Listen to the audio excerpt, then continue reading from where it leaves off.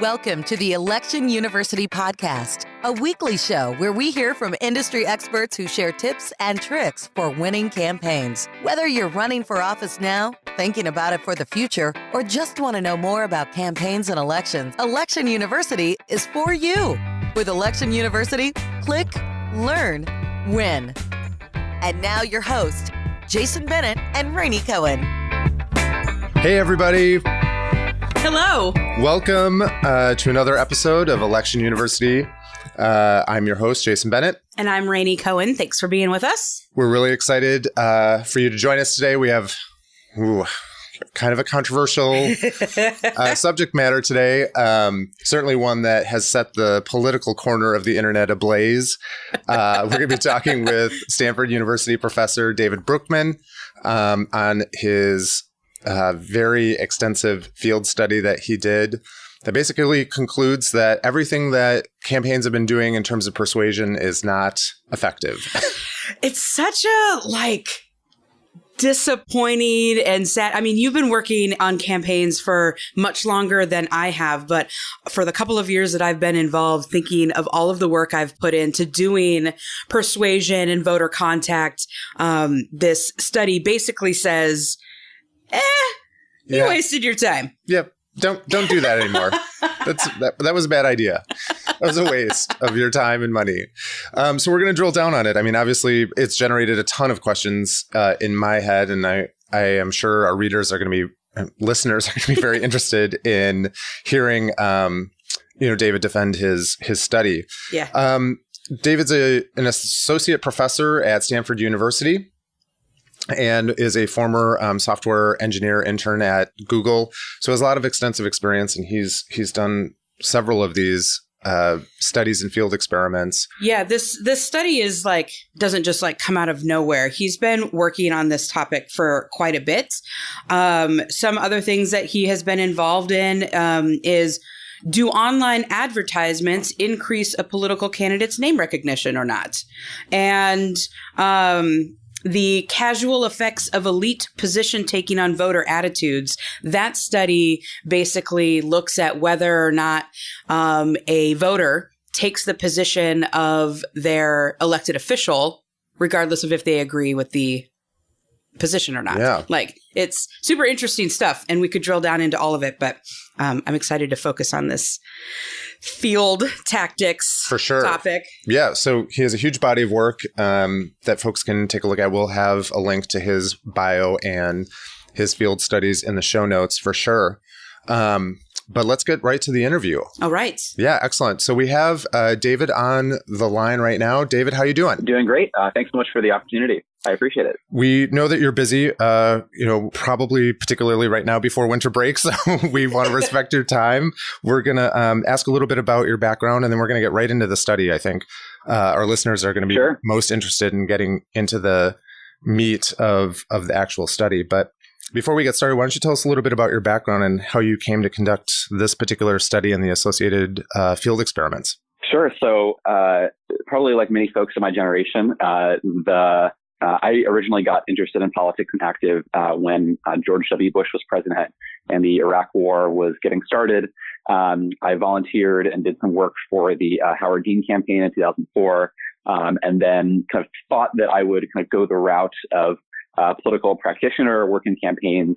Then in college, I took a class from a couple of folks named Don Green and Alan Gerber, who developed this whole idea of taking experiments, like randomized trials, like we associate with medicine, where you, say, randomly assign patients in a hospital to get blood pressure medicine or a sugar pill and apply that to politics to really understand what works. And taking that class from them and then continuing to work with them really opened my eyes to the idea that maybe I could be useful and, I'd be working campaigns in some way, not just doing the day-to-day important work, but also trying to contribute to understanding what works. And that class and reflecting on the experiences I'd had working in campaigns made me realize there's a whole lot of bluster, a whole lot of people that tell anecdotes in a very convincing way, but not a whole lot of rigorous evidence about what works. And that in a lot of ways, campaign practice is sort of like 19th century medicine, where respected people all believe certain things, but there's really no good reason why we believe a lot of the things we do. So the idea of bringing rigorous data to campaigns that was kind of at the same rigor as other sciences and like the natural sciences really appealed to me. And so that's why I chose to go into this career of being a political scientist and doing the kind of work that I do. I've done work on a lot of other topics since then that are of even less practical interest, but this question of what works in campaigns has always been interesting to me. And so that's why I decided to kind of go the academic route, but throughout that have maintained kind of at least a foot in the practical world. Most of my work is working in some way, shape, or form with real world political organizations, political campaigns, et cetera. So indeed, one reason why I was excited to be on the podcast today is that, basically, I would say all my best projects have started because some political organization or campaign reached out to me and says, well, we're doing this, or, we want to try that. And so having those opportunities to work with real people and not just sit in the ivory tower, disconnected from the real world is a lot of what I do. So, I try to maintain that connection with the real world. And so that's the big picture. And David, I see that you've done some really cool studies, but you are often using the term elite. And I'm wondering if you can expand a little bit on what you consider a political elite to be. Yes. Okay. So yes, if you're one of the few people to ever take a look at my work, I don't think that it's that common, but if you do, if you do read anything I've written, then yeah. So in political science, you'll encounter this term. Like political elite. In political science, that's just kind of a term of art that would describe, it can be used in different ways, but just if you think about like a kind of a typical average everyday voter, we mean like people who are in some way much more involved in politics than that. So all of us would probably count as political elites. And so it's just it doesn't mean to imply any judgment. It's just a term we would use to mean people who are especially active in politics or sophisticated about it or something like that. Got it. So you're not calling everyone like the establishment. I'm being triggered right now to the 2016 presidential primary alert. No, you shouldn't. Don't take away any judgment for that. It's a good example of how the way that academics kind of talk about things and the way that real people talk about things can be very different. And indeed, I think that difference of interpretation is, as I know we're getting into, is part of how the study is written for an academic audience, but obviously or hopefully has some real world relevance. And so part of what I hope to do today is trying to decode what is it that we like, what is like what we're saying, what does this mean in real world language. So that's one example, but there's a lot more that can hopefully decode a bit. Got it. Thank you.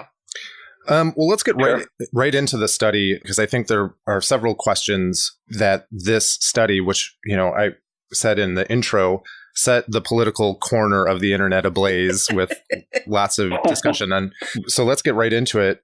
Basically, the conclusion of your study, and you did 49 field experiments, is that the persuasive effect of campaign contact, like mailers and advertising, is essentially zero. Why is that? Let me say a bit more about what exactly we did. And so we didn't actually, when we say 49 experiments in the title, we didn't actually do all 49 experiments. We did almost a dozen.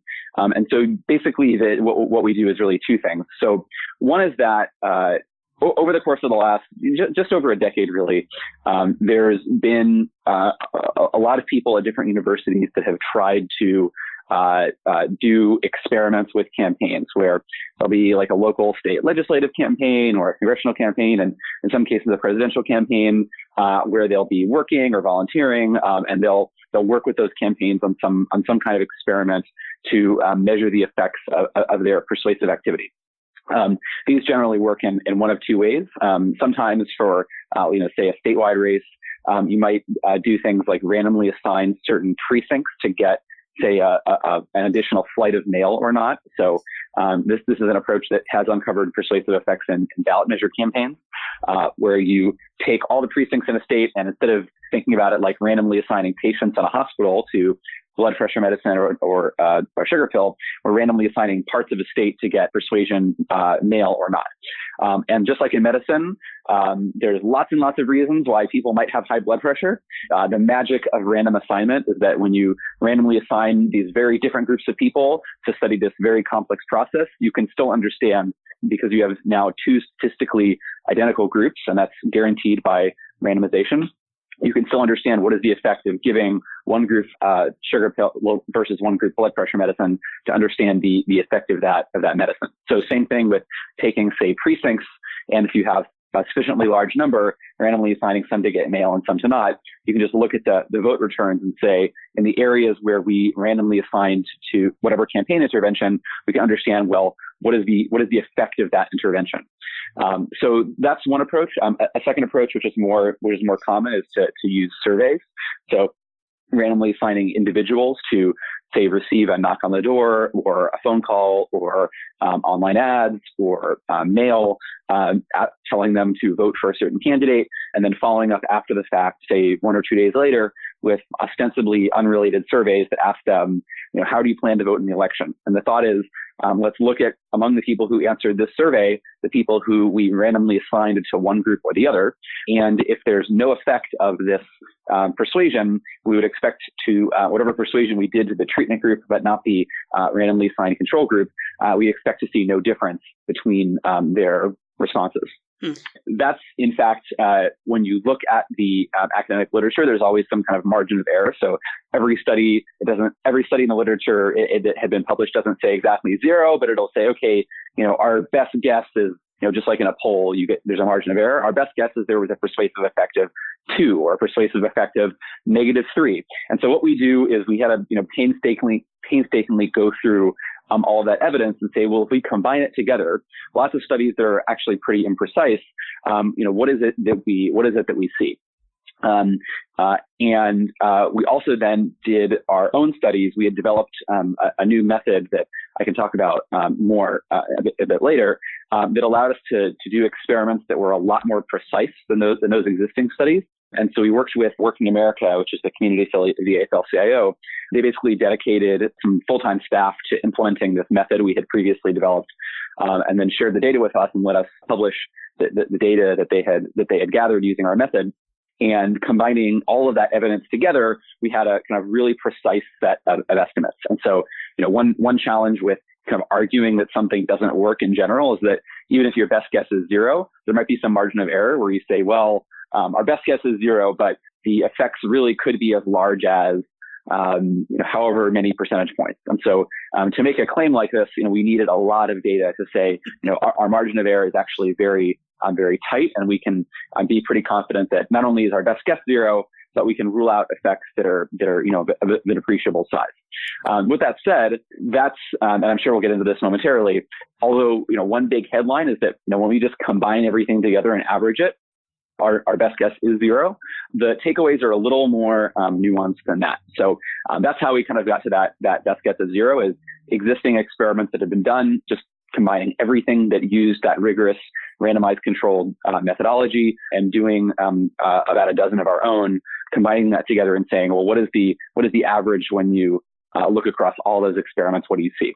But much of that would have been a very short article. Much of what we do, though, is try to think about some of the exceptions. And so this is some of what got less play in the press. And I think in terms of next steps, what I think is going to be most interesting to think about. So I'm sure we'll talk about those in a moment. Yeah, I had a quick follow-up. Just so people are clear, when you randomly assigned precincts to these campaigns, right, that would get the persuadable contact, we're talking about mail, for example, that would be sent that says, vote for candidate A because they believe X, Y, Z. Correct? You identified a source of people that you thought were not necessarily hard partisans or could maybe split tickets or do something along those lines. You identified those people and you sent them a persuadable piece of mail, as opposed to what we in the business call GOTV, which is identify your base of support and remind them to vote and drag them out to the polls. Is that accurate? Right. Okay. Well, so let me say 2 things on that. So one is that the work on Get Out the Vote is a kind of an entirely separate question. And indeed, there's probably at this point over like 1,000 studies of Get Out the Vote interventions. And we can be quite confident that those do work. And there's a whole rigorous science around, what works in Get Out the Vote. And indeed, one, I think, if you look at the history of that research that was spearheaded by those former teachers of mine, Don Green and Alan Gerber, who are authors of that book, Get Out the Vote, that talks about a lot of those studies. One thing that you find if you look at how that research has changed over time, that in the early days, their conclusions are actually pretty similar to ours about Get Out the Vote, where they said, a lot of money is spent on Get Out the Vote mail and phone calls, and in the early experiments, they really didn't work very well. But that's not true anymore, because what happened is in the early 2000s and over the course of the last couple decades now, kind of campaign practitioners saw these results that a lot of what they were spending their hard-raised money on was Get Out the Vote interventions that didn't work. That all of these creative people started to try new approaches to get out the vote. And the kind of classic consultant-assigned mailers didn't work. And indeed, one classic finding that is just replicated again and again is even talking about issues in Get Out the Vote mail does not seem to do anything.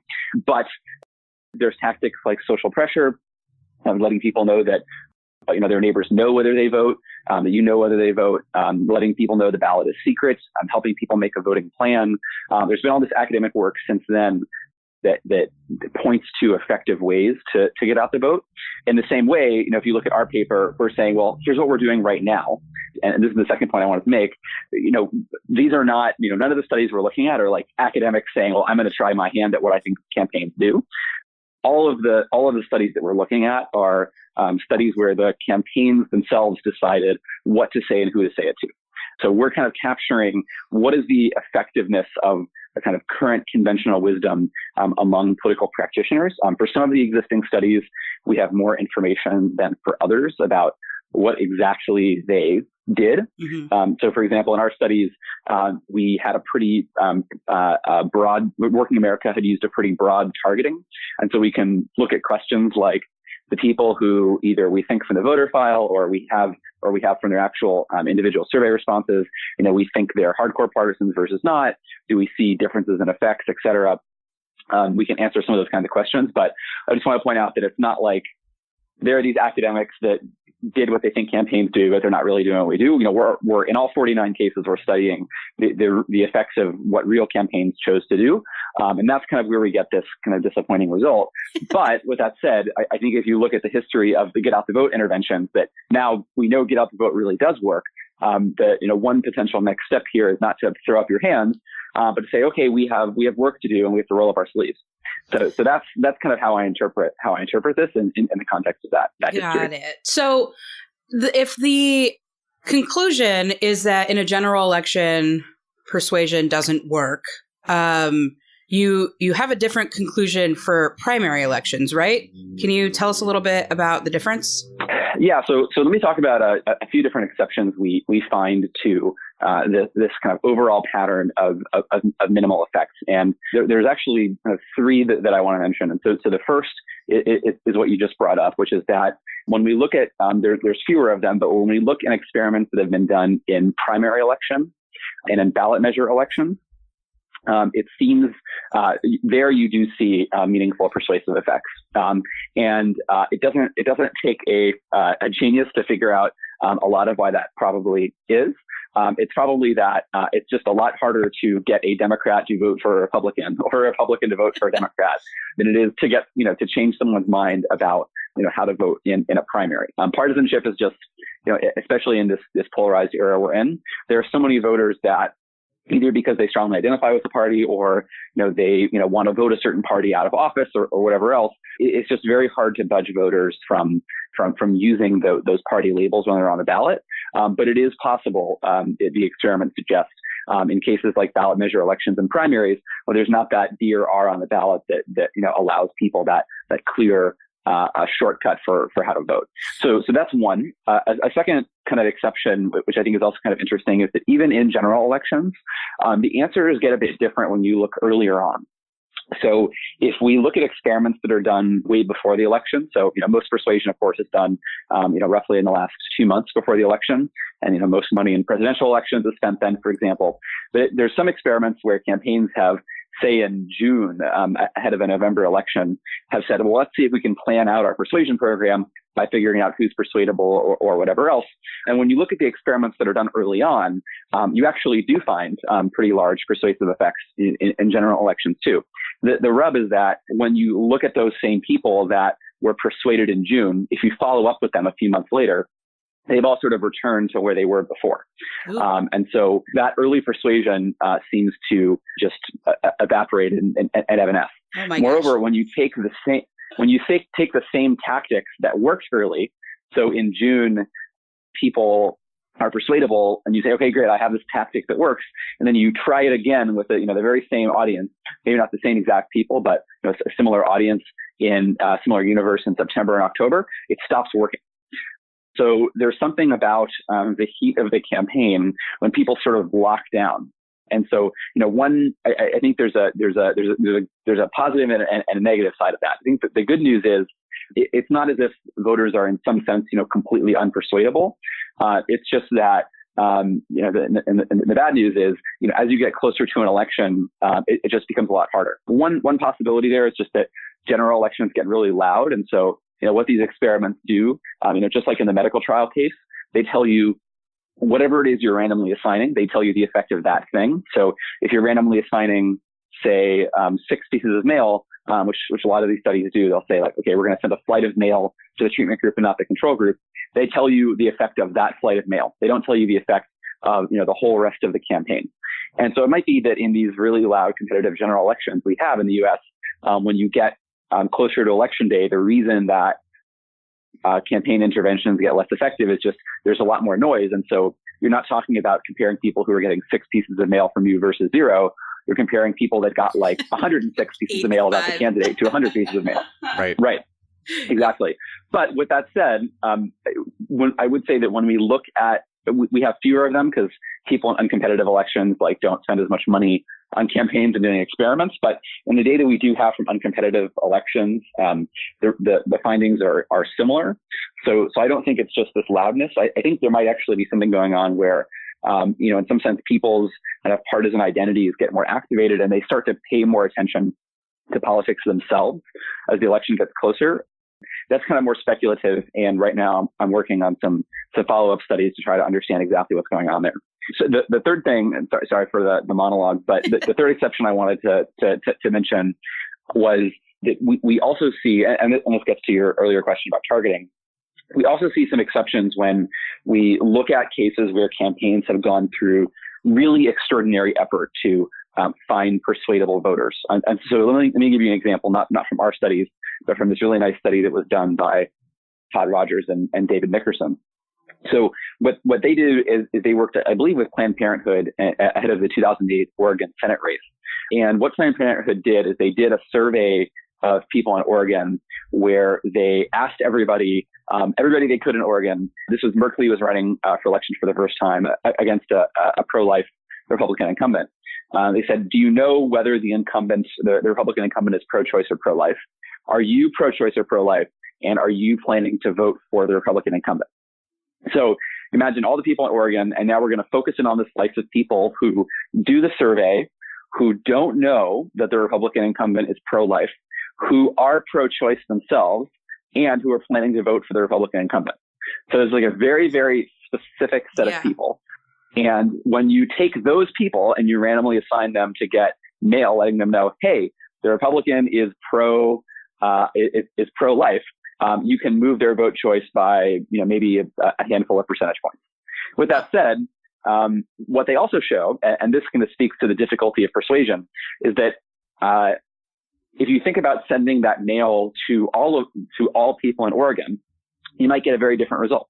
Because there's also plenty, if actually not more, pro-life Democrats who don't realize that the Republican's pro-life either. And so you tell those people, hey, the Republican's pro-life.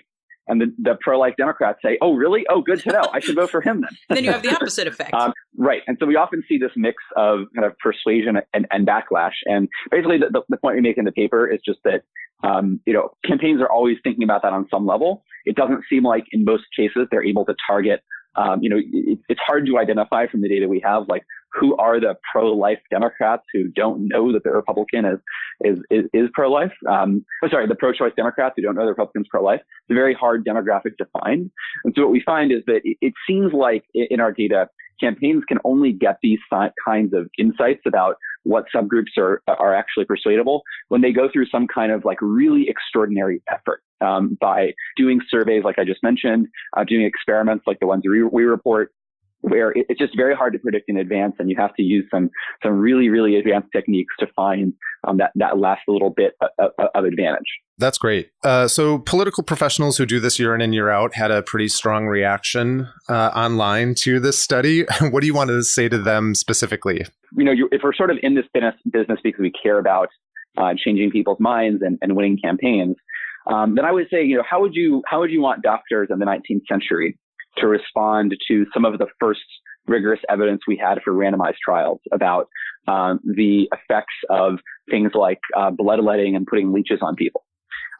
Every respected medical authority, believed lots of things we know are now wrong. I think the thought is to say, and if you take away anything from our study, it's definitely not you should give up on persuasion. There's like the math of too many elections just says you literally can't win lots of elections with turnout alone. We have pretty good estimates.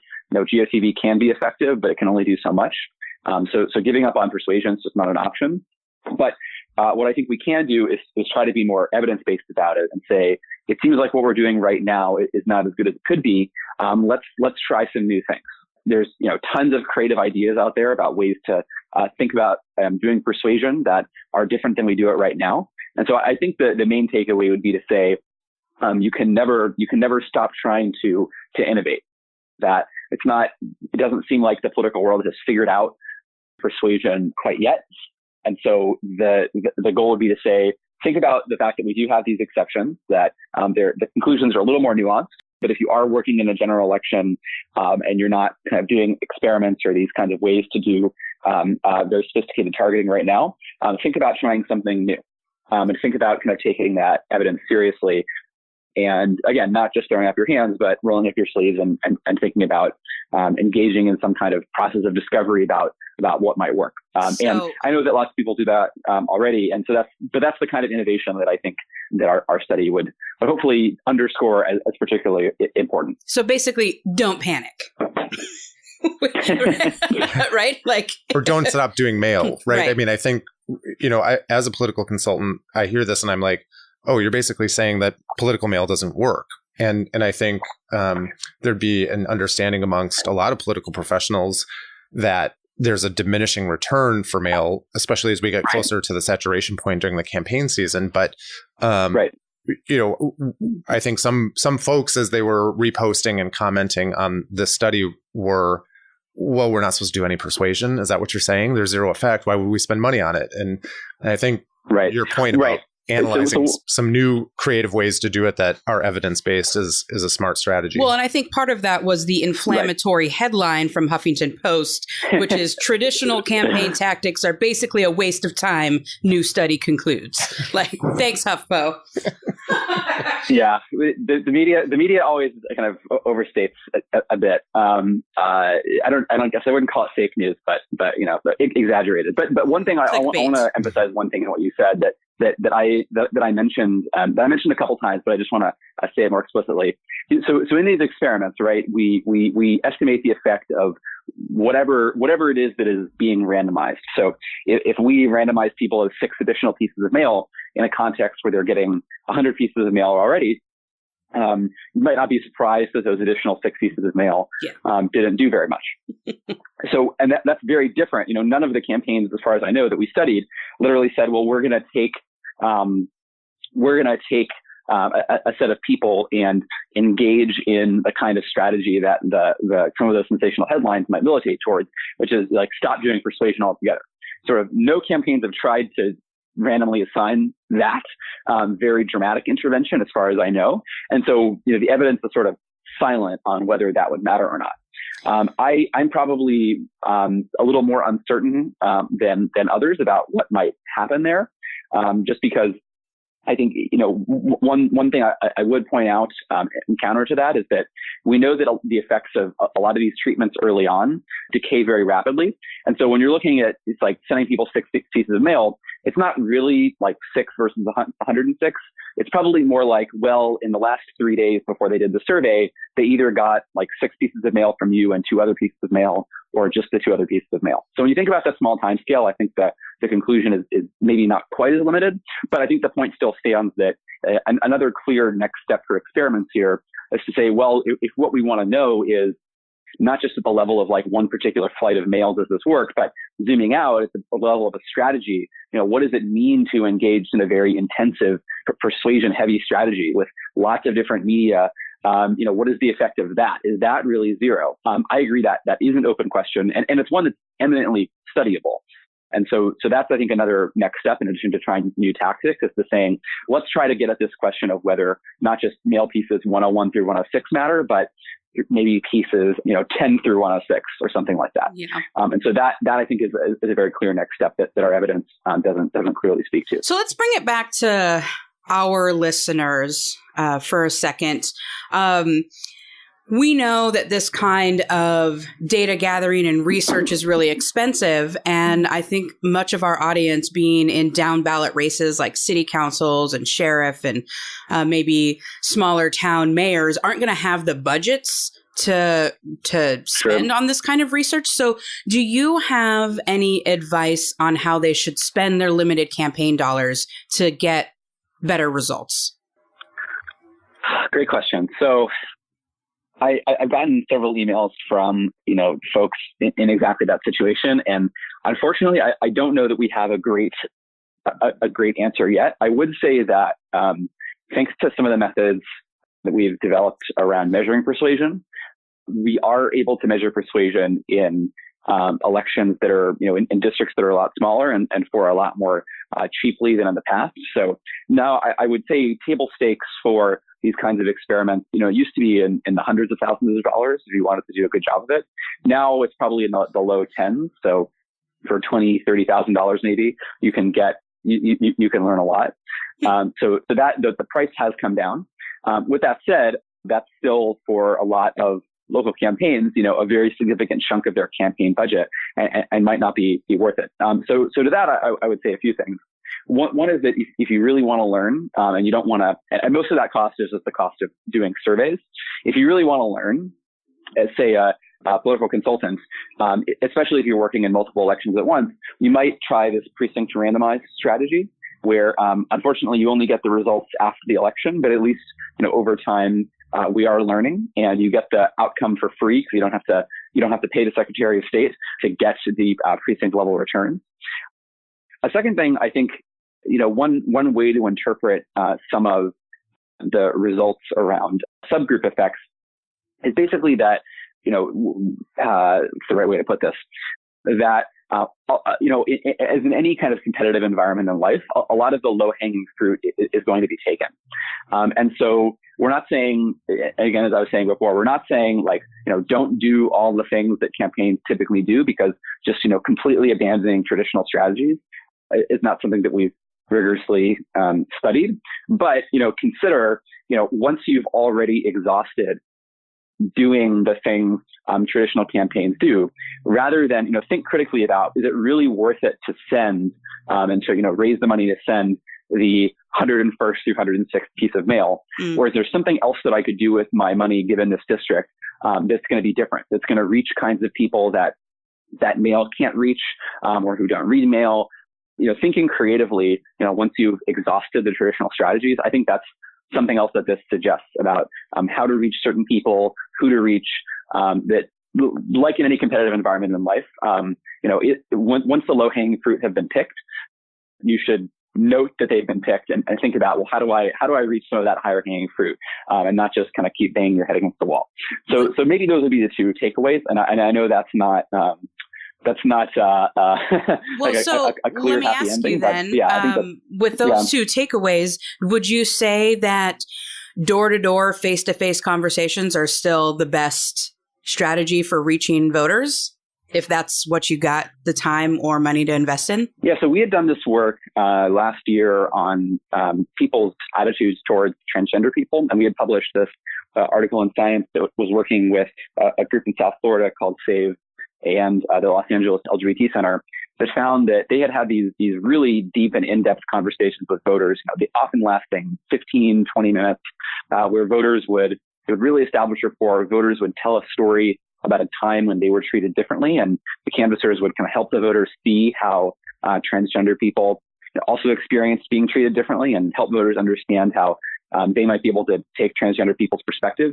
We found that had these really large and long-lasting effects on people's attitudes towards transgender people, as well as some effects on their views towards ballot measure that they thought might be voted on there in South Florida. With that said, so that's kind of I'm kind of known in some circles for that study as being a very firm advocate of door-to-door canvassing. With that said, that was a study of an issue campaign where there is more low-hanging fruit because, for example, in that study, we found that independents, Republicans, and Democrats, were all persuaded in the same direction. Right, and if we were having this conversation about it, right. And if we were having that conversation about a partisan candidate, I'm guessing the effects would be smaller. With that said, I think the reason that the idea of more work on door-to-door canvassing kind of intrigues me, and the reason that I think it's at least promising to think about extending some of the work from that study is that, again, you can think about doing things with voters that campaigns don't typically do. So if you want to think about, well, what are some things that campaigns don't typically do that we might try? What are some, not super low-hanging fruit? Having longer conversations is something that is very rare in a lot of contexts. And you can imagine a lot of voters who we know don't know a lot about politics, don't realize they're voting for candidates they disagree with on issues. But if you take the time to speak with somebody, maybe you can break through with those kinds of folks and that traditional campaign tactics are not. That's just a conjecture, though. So I would say I would put that firmly under the list of promising but yet to be proven hypotheses. So I want to be respectful of your time too, because we're running a little bit over as well, and want to get back to you. But just to summarize what I'm hearing here, essentially, you're saying don't abandon, as folks are pulling together their voter contact plans, right? Depending on whatever size budget that they have, small budgets, medium-sized budgets, and large budgets, thinking about their voter contact plan. It's really more about thinking about timing of when they do certain persuasion tactics and thinking very thoughtfully about saturation and whether those extra campaign dollars that you may or may not have on campaigns might create a diminishing return, right? When you're thinking about those additional mail pieces, robocalls, whatever voter contact methodology you're using. That's really more, I think, the advice that I'm hearing you say on this. Am I accurately summarizing that? Yeah, maybe one way to summarize it is to say, in every industry, there's a certain percentage of, most companies' budgets, say, that go to some form of R&D, like research and development.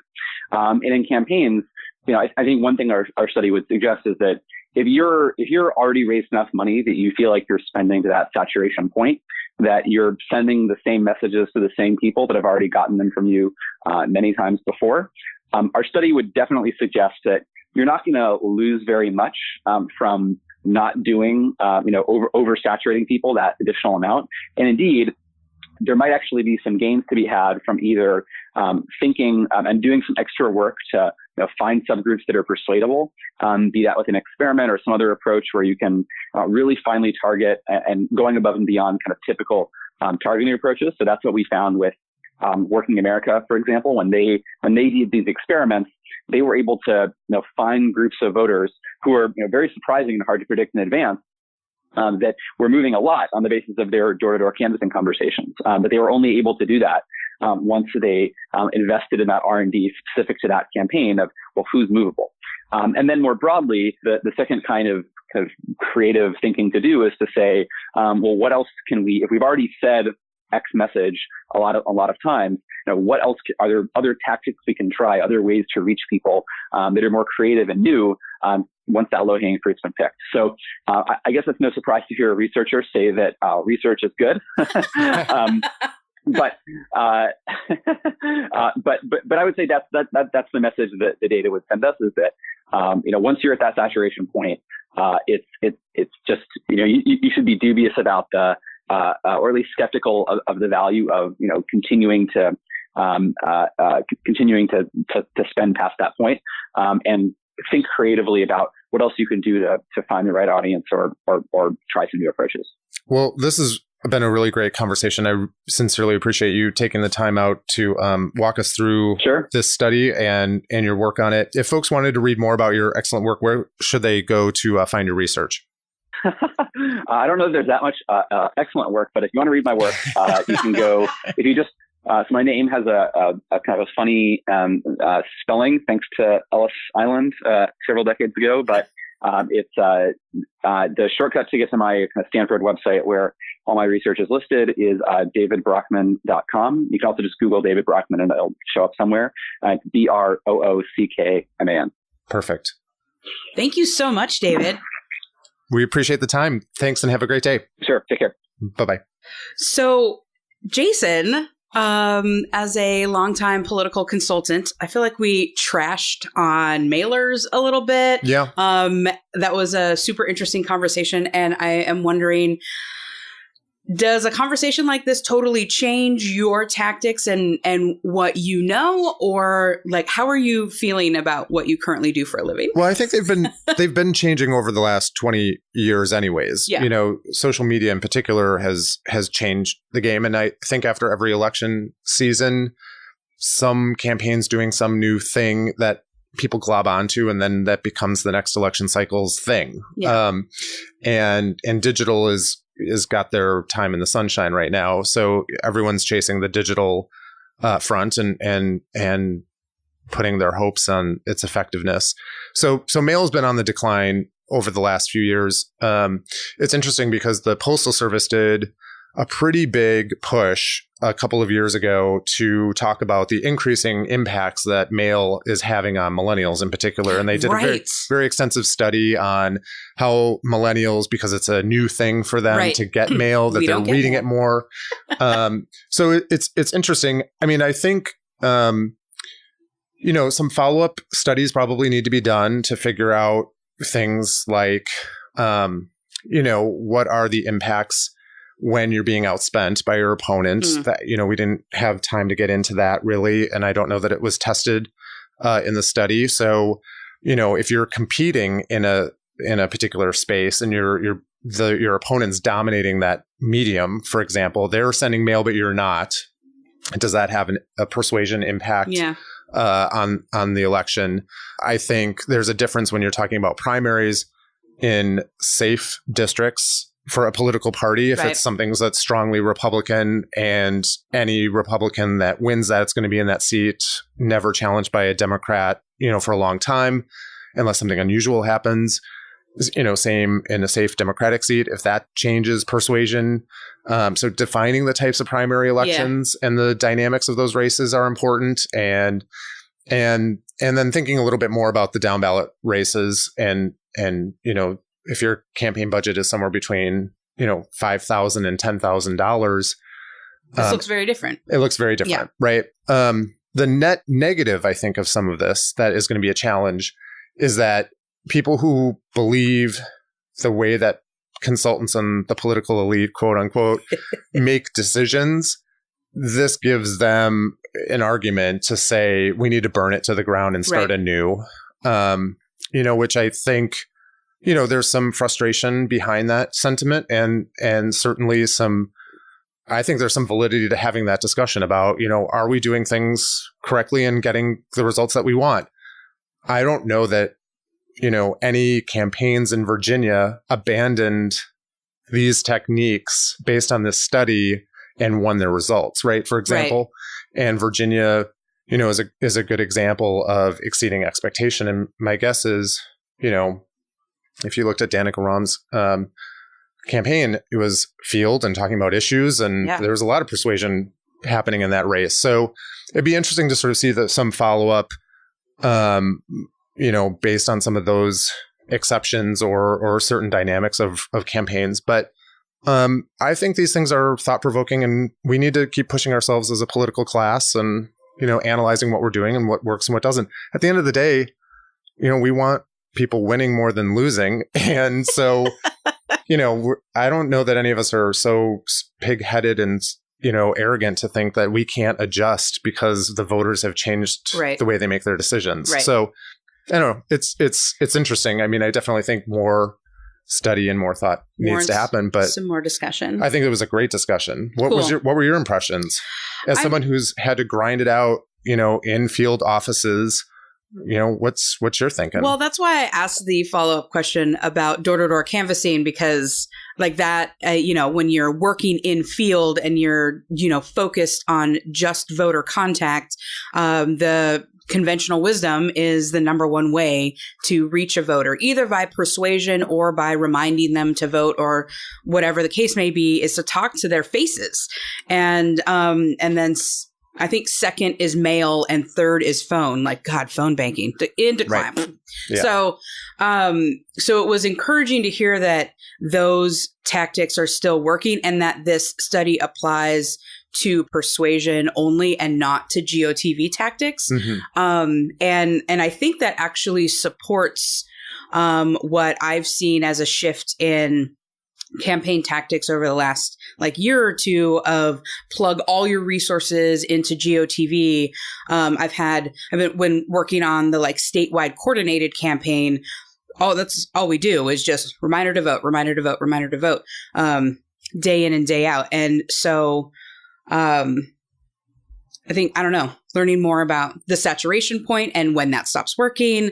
I think you're right. There's just a lot more to unpack, and that this study applies to one thing, and that people should not freak out and panic. Yeah, I mean, or the way all of our community did. Yeah, and I think David said it best. He said, don't abandon your traditional campaign tactics, but if you have extra funds and you're thinking about spending them, maybe think a little bit more critically about putting it into the traditional and thinking about maybe something a little bit more creative, or putting it into some research field experiments, I think is wise. It's just, I think about so many of the races that we work on where you just don't have that capacity. And I always feel like there's never enough money to spend on campaigns unless it's a special election, and groups have really vested in the campaigns. But it was a great discussion. Got a lot of synapses moving pretty quickly in my brain.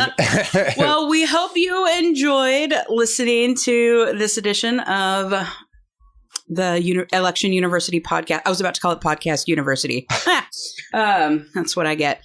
If you have an idea for a topic, or maybe you read a study that set your hair on fire, please send us an email at podcast@electionuniversity.com. Yeah. And as always, please subscribe to our podcast. And if you are so motivated, leave us a review. We love the reviews and definitely appreciate any 5-star reviews that you can give. Thanks so much, everyone. See ya. Until next time. Thank you for listening. This week's episode has ended, but the campaign fun doesn't have to. Head on over to www.electionu.com, where you can access all of the links mentioned in today's episode, as well as the show notes. There you can also sign up for regular announcements or register for our campaign school. It's your very own online personal trainer for winning campaigns. www.electionu.com. Click, learn, win.